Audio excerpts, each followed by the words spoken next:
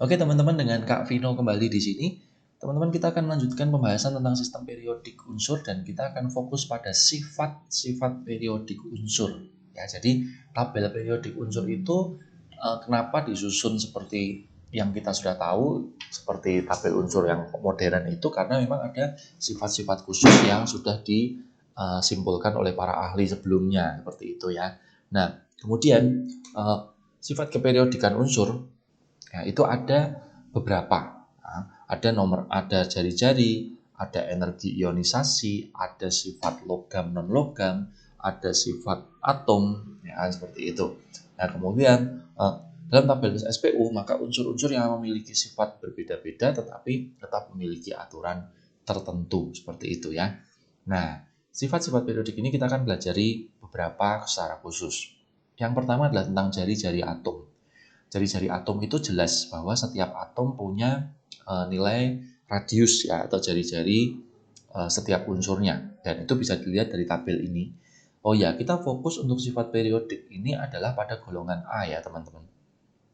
Jadi kalau dari penggambaran ini cukup jelas, ternyata kok untuk litium, berilium dan kawan-kawan itu dia jari-jarinya akan makin besar itu setiap ke kiri bawah gitu ya, ke kiri dan ke bawah.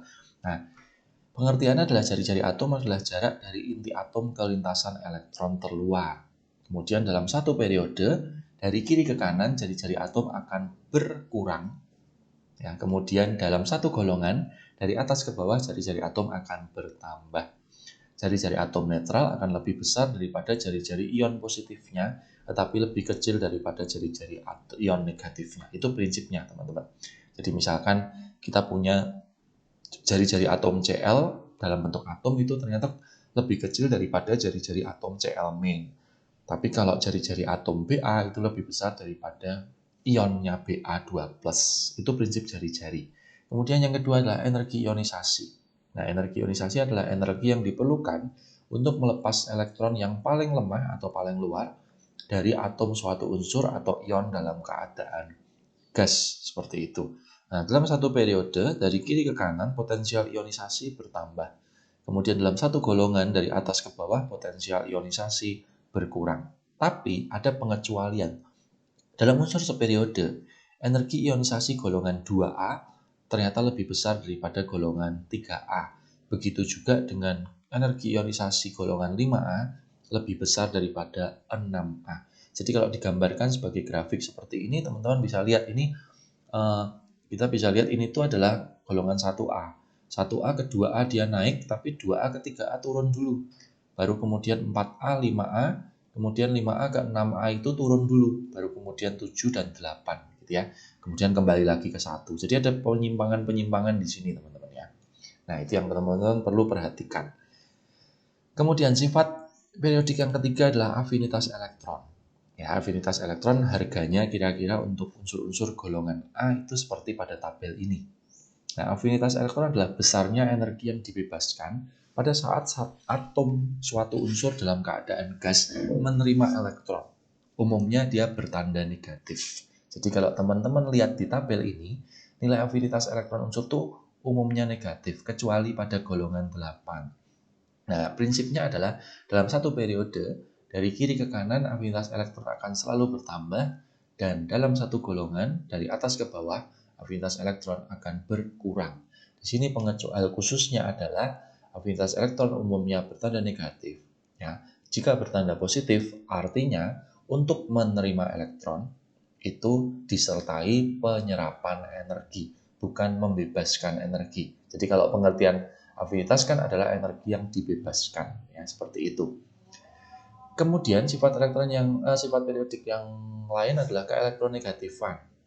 Ya, keelektronegatifan adalah kemampuan atom suatu unsur untuk menarik elektron ke arah intinya dan kemudian digunakan bersama. Nilai keelektronegatifan maksimal hanya dimiliki oleh golongan 7A, bukan 8A. Jadi keelektronegatifan terbesar ada di 7A. Ya, hal khususnya adalah hanya ditentukan hingga golongan 7A. Dari satu periode dia juga tetap akan bertambah, sedangkan dari satu golongan dia akan berkurang. Seperti itu. Itu adalah keelektronegatifan. Nah, selain 4 itu kita punya sifat periodik lainnya. Misalkan sifat logam itu makin ke kiri dan makin ke bawah itu akan makin besar. Kalau non logam kebalikannya. Kemudian sifat reduktor itu makin ke kiri dan makin ke bawah juga makin besar. Sedangkan kalau sifat oksidator itu kebalikannya. Kemudian sifat asam itu makin ke kanan dan makin ke atas itu makin besar. Dan kalau sifat basa itu kebalikannya, seperti itu ya. Dari situ kita juga bisa merangkum beberapa. Jadi misalkan untuk jari-jari atom itu makin ke kanan itu makin berkurang, makin ke bawah makin bertambah. Jari-jari atom sifat reduktor, sifat basa, sifat logam. Sedangkan kalau afinitas elektron, energi ionisasi, keelektronegatifan, sifat reduktor dan sifat asam itu akan makin bertambah ketika ke kanan dan akan makin berkurang ketika ke bawah. Seperti itu. Ya, jadi tuh, dan selalu kita tadi sudah saya pertegas bahwa sifat periodik umumnya hanya berlaku valid pada golongan A, ya seperti itu. Nah, kita lihat beberapa contoh soal. Pernyataan berikut yang tidak benar adalah dalam satu periode dari kiri ke kanan, sifat non-logam itu bertambah. Ya, teman-teman bisa melihat konteks di tabel tadi ya. Jadi, kalau dalam satu periode ya, dari kiri ke kanan itu sifat non-logam itu harusnya malah ya bertambah ya, bertambah. Jadi ini sebenarnya udah betul ya. Jadi A itu benar. Ya, A itu benar. Kemudian yang B, dalam satu periode dari kiri ke kanan, nomor atom bertambah pasti ya, karena nomor atom kan sesuai dengan periode ya. Kemudian dalam satu golongan dari atas ke bawah energi ionisasi bertambah, itu salah karena energi ionisasi itu harusnya kalau dari atas ke bawah akan makin berkurang ya. Yang D kita lihat sekaligus, dalam satu periode dari kiri ke kanan massa atom bertambah, itu juga benar. Kemudian yang E, dari satu golongan dari atas ke bawah sifat logam bertambah, itu juga benar ya. Jadi yang ini adalah yang salah, itu C. Seperti itu. Kemudian faktor-faktor yang menyebabkan jari-jari atom semakin besar dalam satu golongan. Ya, jadi kalau teman-teman melihat prinsip golongan adalah dari atas ke bawah. Ya, kenapa kok jari-jarinya makin besar? Ya karena kita tahu kan bahwa ini adalah periode ya. Pertambahannya periode kan, periode 1, periode 2, periode 3 dan seterusnya ya ke bawah. Nah, ingat periode itu menyatakan jumlah kulit kan teman-teman ya. Nah, jadi artinya kalau ada atom dia punya satu kulit dengan atom yang punya 2 kulit dengan atom yang punya 3 kulit, pastinya akan lebih besar yang kulitnya lebih banyak ya. Jadi kalau kulitnya banyak, otomatis jari-jarinya besar, seperti itu ya. Tuh, jadi kenapa kok dalam satu golongan menjadi lebih besar jari-jarinya? Karena bertambahnya jumlah kulit. Seperti itu ya. Kemudian, nih, jika jari-jari dalam angstrom unsur Li, Na, K, berilium, dan B secara acak adalah 2,03, 1,23, 1,57, 0,8, dan 0,89, maka jari-jari atom Li adalah. Nah, untuk sifat periodik, teman-teman saya sarankan harus bisa membuat letak ya. Jadi kira-kira kalau kita menggambarkan letak unsur dalam blok yang 1A sampai 8A itu bisa kita buat sederhana aja. Karena kita di bagian ini kita hanya fokus ke golongan A, teman-teman. Ya, jadi golongan A ada 8 golongan ya.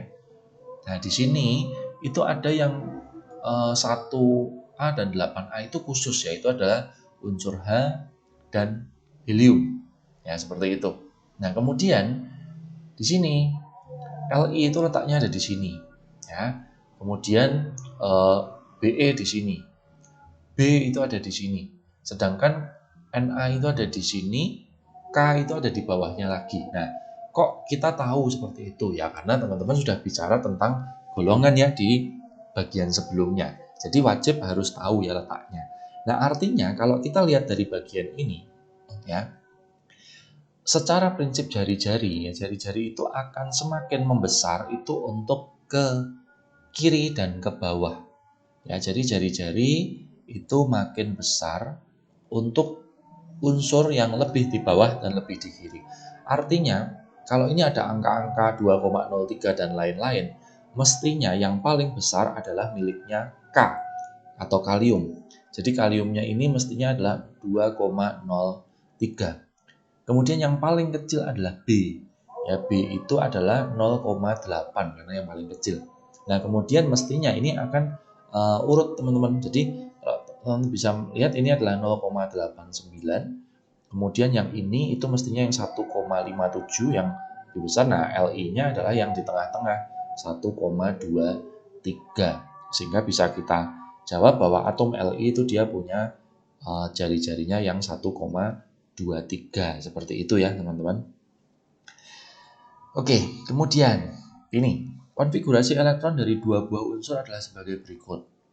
X itu dia punya konfigurasi Ne kemudian 3s1, lalu Y itu Ne 3s2 3p5. Ya, pernyataan yang benar tentang sifat periodik dari kedua unsur tersebut adalah, nah, seperti ini yang penting teman-teman bisa melihat letak. Ya, jadi kalau unsur diakhiri dengan 3s1, ini artinya dia ada di periode 3 golongan 1A. Sedangkan kalau ini berakhir di P5, periodenya tetap 3 ya karena kulat ketiga. Nah, golongannya itu 7A. Nah, jadi artinya ini tetap dalam satu periode yang sama. Tetap dalam satu periode yang sama. Jadi ini misalkan kita buat periode 3, ya ada 8 unsur kan teman-teman ya. 1, 2, 3, 4, 5, 6, 7, 8 seperti itu. Nah, jadi artinya unsur X ada di golongan 1A, unsur Y ada di golongan 7A. Nah, pastinya makin ke kanan, makin ke kiri itu kita punya sifat-sifat. Nah, yang jelas kalau kita bicara misalkan yang B, jari-jari atom Y lebih besar daripada X, mestinya salah karena jari-jari itu akan makin membesar untuk yang lebih di kiri ya. Tuh.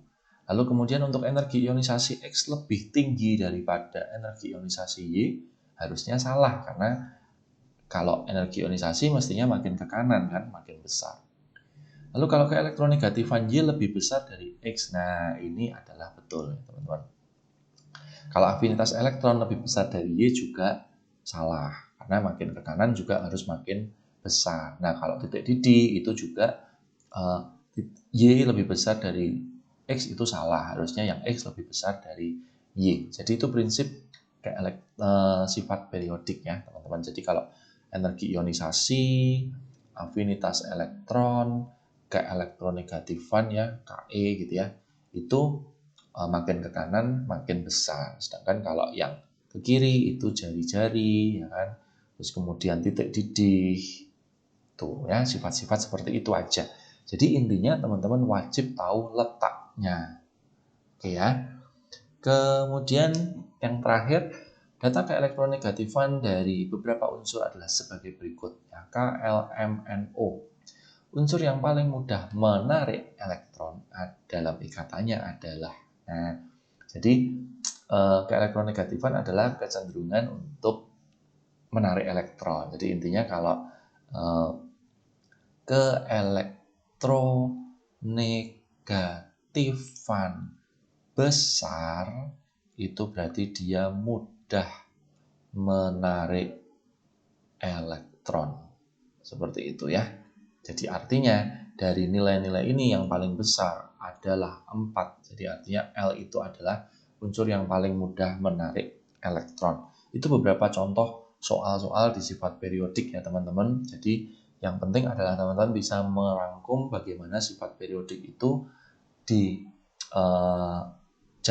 dalam letak unsur ya, siapa yang lebih besar dan siapa yang lebih kecil ya. Ini adalah materi tentang sistem periodik unsur ya. Tetap semangat belajar buat teman-teman semua. Sampai jumpa di video selanjutnya.